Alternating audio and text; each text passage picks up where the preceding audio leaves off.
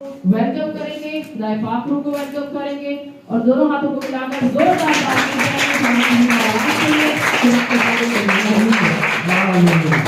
सब तशरीफ रखेंगे। Hallelujah hallelujah. सभी खुश हैं? मैं इतना खुश हूँ। शुक्रगुजारी कैसी यीशु दी अधूरी जमात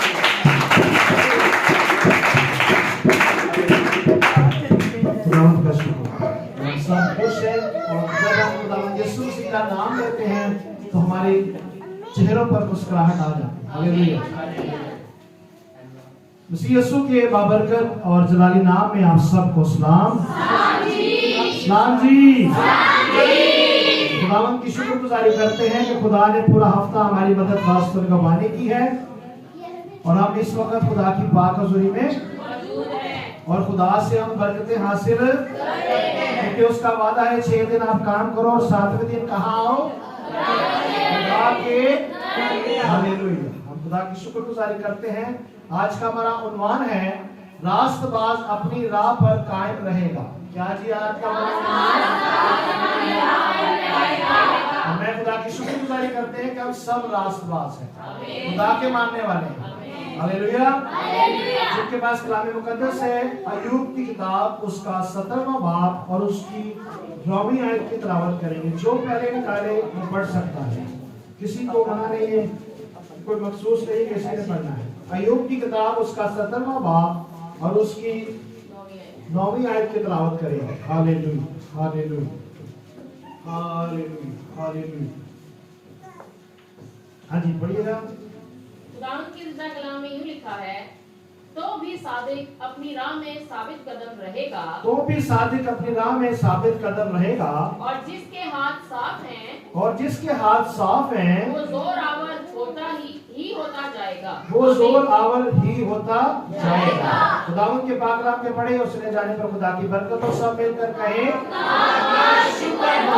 सब मिलकर कहें खुदा का रास्तबाज अपनी राह में कायम रहेगा और जिसके हाथ पाक है वो और भी जोरावर रास्तबाज कायम तो रहेगा ही रहेगा, मगर जिसके हाथ पाक है वो क्या होगा और भी जोरावर होता जाएगा।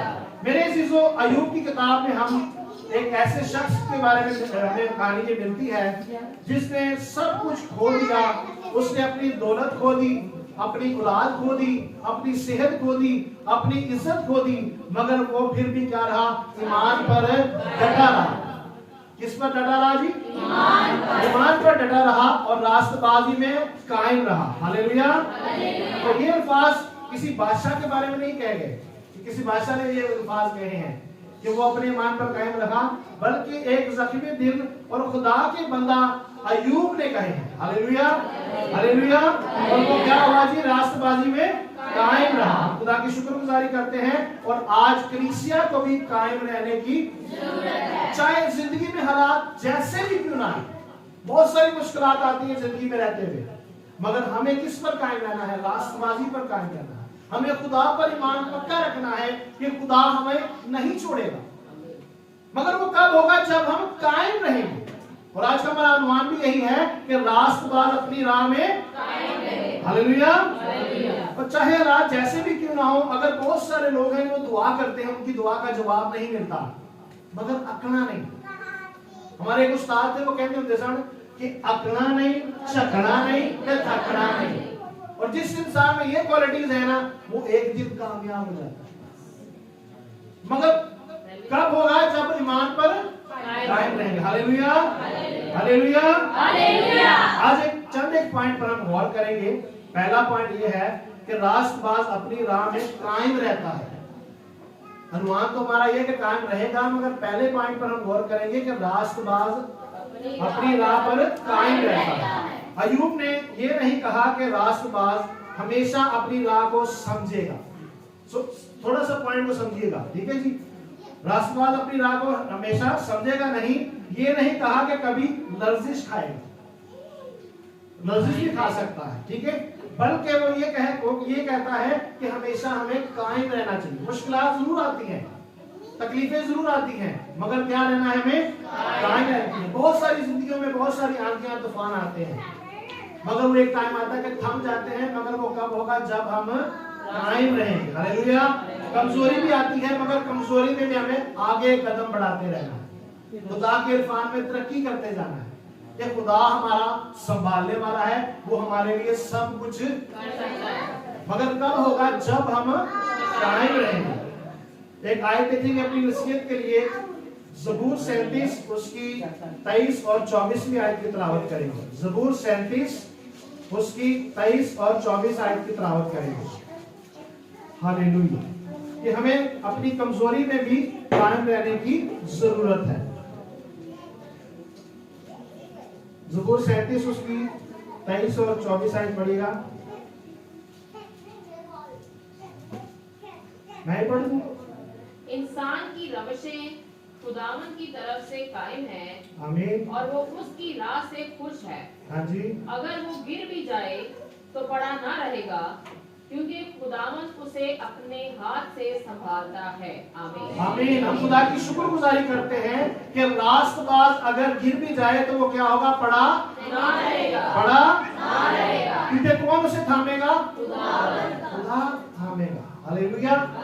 उसका हाथ बढ़ेगा हमारे लिए अगर हम गिर भी जाते हैं, मगर वो कब होगा? जब हम ईमान पर कायम रहेंगे और रास्तबाजी में कायम रहेंगे। और पहला पॉइंट यही था कि रास्तबाज अपनी राह में कायम रहता है। वो कायम तब ही रहेगा कि जब वो अपनी हालत पर गौर करता हुआ आगे बढ़ता जाएगा। अगर उसकी जिंदगी में बहुत सारी प्रॉब्लम्स भी आती है, तो मगर उसको ये ईमान होना चाहिए कि खुदा मेरे हाथ को संभालेगा, मेरे हाथ को थामेगा। Hallelujah, hallelujah. अब दूसरे पॉइंट पर गौर करेंगे कि पाक हाथ कुव्वत बख्शते हैं। दूसरा पॉइंट क्या है जी? पाक हाथ कुव्वत बख्शते हैं। अय्यूब कहता है कि जिसके हाथ पाक हैं वो और भी जोरावर होते जाएंगे। बाइबल हमें बताती है कि पाक हाथ साफ दिल और सच्ची जिंदगी की अलामत है। हालेलुया। हम खुदा की शुक्रगुजारी करते हैं कि पाक हाथ क्या है जी? सच्ची जिंदगी की अलामत है, साफ दिल और सच्ची जिंदगी की अलामत है। हालेलुया। और हमें खुदा की शुक्रगुजारी करनी चाहिए कि जब हमारा ज़मीर साफ होता है ना, तो फिर हमारा रूह भी ताकत और ज्यादा पाता है। हमारे अंदर क्या है? एक ज़मीर है और एक रूह है। हालेलुया। मगर जब हमारे हाथ पाक होंगे तो ज़मीर भी हमारा साफ होगा और हमारी रूह भी और ज्यादा क्या पाएगी? ताकत पाएगी, जोरावर होगी, क्योंकि हम रूहानी तौर पर बढ़ रहे होंगे। हालेलुया। तो फिर दूसरा पॉइंट क्या है हमारा जी? पाक हाथ कुव्वत बख्शते हैं। हालेलुया। और हम खुदा की शुक्रगुजारी करते हैं कि जब हम खिदमत करने वाले होंगे ना, तो हम अपनी जिंदगियों से, अपने हाथों से खुदा के नाम को इज्जत और जलाल देने का सबब और वसीला कर सकते हैं। मगर वो कब होगा? कि जब हम अपने ईमान पर कायम रहने वाले और साफ दिल होंगे, हमारे हाथ पाक होंगे, गुनाह आलूदा नहीं होंगे, फिर हमारा दिल भी साफ होगा, हमारा ज़मीर भी साफ होगा और हमारी रूह भी और ज्यादा तरक्की करेगी रूहानी तौर पर, खुदा के इरफान में और ज्यादा तरक्की करेगी। मगर हमें क्या करने की जरूरत है? अपने आप को हमेशा खुदा में कायम रखने की जरूरत है। हम अपनी नसीहत के लिए देखेंगे ज़बूर 24 और उसकी 3री और 4थी आयत की तिलावत करेंगे। खुदा हमसे क्या फरमा रहा है? ज़बूर 24 उसकी 3री और 4थी आयत।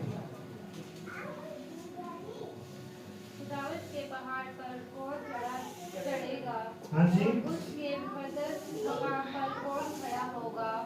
वही जिसके हाथ साफ हैं और जिसका दिल पाक है, जिसने बातल से अदालत से दिल नहीं लगाया और मकर से कसम नहीं खाई। आमीन। आमीन। हम खुदा की शुक्रगुजारी करते हैं कि कौन खुदा के पहाड़ पर चढ़ेगा? जिसके हाथ पहला पॉइंट ये है कि जिसके हाथ साफ है और जिसका दिल पाक है और पाकीज़गी के साथ आसानी से जिंदगी नहीं गुजार सकते।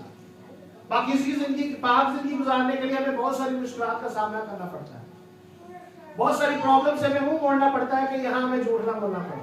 क्या ख्याल है? या हमें किसी गुनाह में इन्वॉल्व ना होना पड़े। इसके लिए हमें अपनी जिंदगी को क्या करने की जरूरत है? पाक करने की जरूरत है। और जब हम पाक करते हैं तो फिर हम खुदा की हजूरी में और ज्यादा रूहानी तौर पर तरक्की करते हैं।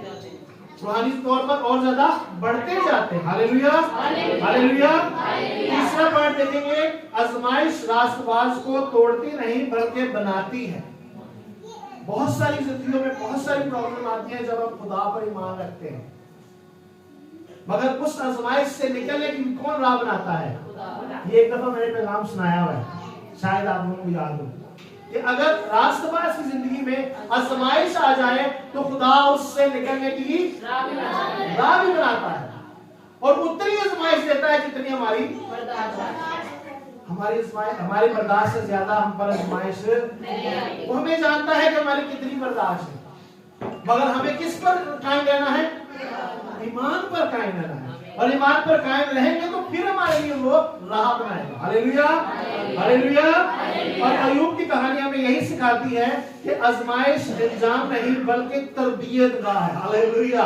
हमें खुदा की शुक्रगुजारी करनी चाहिए कि अगर हम पर आजमाइश आ जाए तो वो हमारी तरबियत के लिए होती है, ना कि हमारी मुश्किल के लिए होती है। और हम खुदा पर ही बातें करनी शुरू कर दें कि खुदा ने सानू बड़ी मुश्किल छुपा दी, वो हमारी तरबियत के लिए होती है, हमारी नसीहत के लिए होती है, हमारी बेहतरी के लिए होती है। हमें खुदा कुछ सिखाना चाह रहा होता है। अगर हम पर क्या आ जाए? आजमाइश, मगर हमें किस पर कायम रहना है? ईमान पर कायम रहना है कि खुदा सब कुछ, खुदा सब कुछ। हर आंसू की गवाही, हर आंसू भी हमारी गवाही बन जाता है। हालेलुया। और हर नुकसान से हम सबक सीखते हैं। जब हमारा कोई नुकसान हो जाए ना तो उससे हमें क्या सीखना चाहिए? हालेलुया। अगर कोई आजमाइश आ जाए तो उससे हमारी तरबियत होती है, और अगर कोई नुकसान हो जाए तो वो हमें हमारे लिए सबक का बाइस बनता है। हमें सीखने की जरूरत है और आइंदा फिर वो चीज करने की नहीं जरूरत। Hallelujah, hallelujah. हम कलाम मुकद्दस में से एक आयत देखेंगे, याकूब का खत उसका पहला बाब और उसकी 12वीं आयत की तिलावत करेंगे। याकूब का खत उसका पहला बाब और उसकी 12 आयत की तिलावत करेंगे। हालेलुया।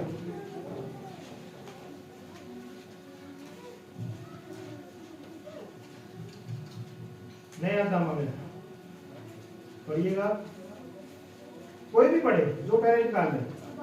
शख्स है हाँ जी, जो आजमाइश की बर्दाश्त करता है। हाँ जी।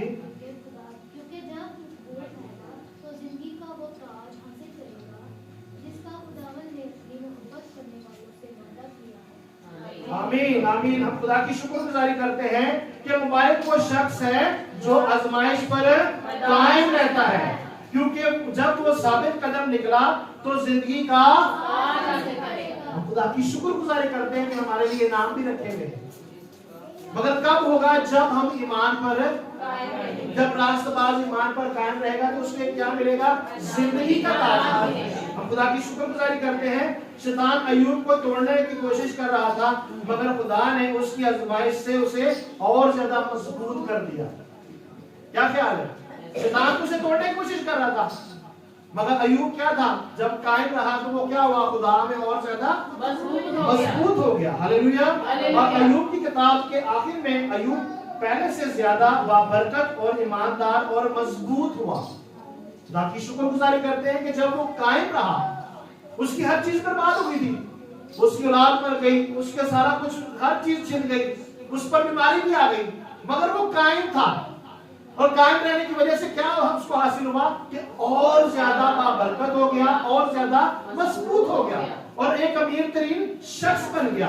और जब रास्तबाज दुख से गुजरता है तो वो कमजोर नहीं बल्कि खुदा में और ज्यादा हलीम होता है, और ज्यादा मजबूत होता है, और ज्यादा वो क्या करता है? रूहानी तौर पर तरक्की पाता है। और हमें भी आज फी जमाना में अय्यूब से ये सीखने की जरूरत है कि हमें हमेशा खुदा में कायम रहने की जरूरत है। आज का हमारा अनुमान क्या है जी? राष्ट्रवाद अपनी राह में कायम रहेगा।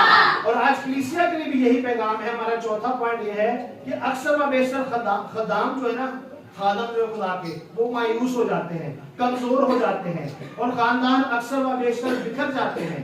मगर खुदा का कलाम हमें अब भी क्या कहता है कि हमें रास्तबाजी में कायम रहने की जरूरत है। हमें रास्तबाजी में कायम रहने की जरूरत है। हमें कभी भी हिम्मत हारने की नहीं जरूरत। जरूरत है, हमें हमेशा हिम्मत करने की जरूरत है। अल्फाजों में बेटा गौर किया करें, क्या ख्याल है कि हमें कभी भी हिम्मत नहीं हारनी। और जब लोग खुदा को छोड़ देते हैं ना, तो उनकी हिम्मत भी कायम नहीं रहती। वो फिर क्या रहते हैं, पस्त हाली में रहते हैं, और वो हमेशा यही कहते रहते हैं कि खुदा साड़ी नहीं सुनता। मगर खुदा हमेशा सुनता है, मगर वो क्या कहता है कि हमें कायम रहने की जरूरत है। और जब दुआ मांगते हैं तो तब हमें थम जाने की जरूरत है कि खुदा ने मेरी दुआ सुन ली, खुदा मेरी दुआ का जवाब लाजमी देगा। और फिर हमें, और जब हम कमजोर होते हैं तो हमें और ज्यादा ईमान में मजबूत होने की जरूरत है, क्योंकि खुदा हमेशा वफादार है। कैसी क्वालिटी खुदा में, अगर हम कमजोर भी हो जाए ईमान में मगर हम कायम रहें तो खुदा हमेशा क्या रहता है, वफादार रहता है। वो हमेशा क्या करता है, वफा करता है। हम एक और अपनी नसीहत के लिए देखेंगे गलतियों का खत उसका 6वां बाब और उसकी 9 आयत की तिलावत करेंगे। गलतियों का खत उसका 6वां बाब और उसकी 9 आयत की तिलावत करेंगे। Hallelujah hallelujah. खुदावंद तेरा शुक्र हो, इस कलाम के लिए तेरी शुक्रगुजारी करते हैं। 6वां बाब 9 आयत की तिलावत करेंगे। नेक काम करने में हिम्मत ना हारे, हालेलुया। क्योंकि अगर बेदिल ना होंगे तो ऐन वक्त पर काटेंगे। आमीन आमीन। हम खुदा की शुक्रगुजारी करते हैं। खुदा का बंदा पौलुस रसूल हमसे क्या फरमा रहा है कि हम नेक काम करने में हिम्मत ना हारे, हिम्मत कभी नहीं हारनी। और जिसका हौसला कायम रहता है ना, अगर उसके पास कुछ भी ना हो मगर हौसला हो तो वो सब कुछ कर सकता है। खुदा की शुक्रगुजारी करते हैं। हमें अपने हौसले को कायम रखने की जरूरत है। तो फिर आयत के एंड में क्या लिखा है बेटा, तुम्हारे पढ़िएगा। क्योंकि अगर बेदिल ना होंगे तो ऐन वक्त पर काटेंगे। एक वक्त मुकर्रर है हमारे लिए, मगर सबसे पहले बेदिल नहीं होना। दिल हमेशा खुदा ना लाई रखना और ख्वाहिश ये रखनी कि खुदा सब कुछ साढ़े लिए, खुदा क्या करेगा हमारे लिए, सब कुछ कर सकता है। और नेक आदमी को हमेशा चुस्त और चालाक होना चाहिए और खुदा में बढ़ने की जरूरत है। और ऐन वक्त पर वो क्या करता है, काटता है। हालेलुया। हम वापस अपनी मरकजी आयत पर जाएंगे, अय्यूब उसका 17वां बाब और उसकी 9वीं आयत।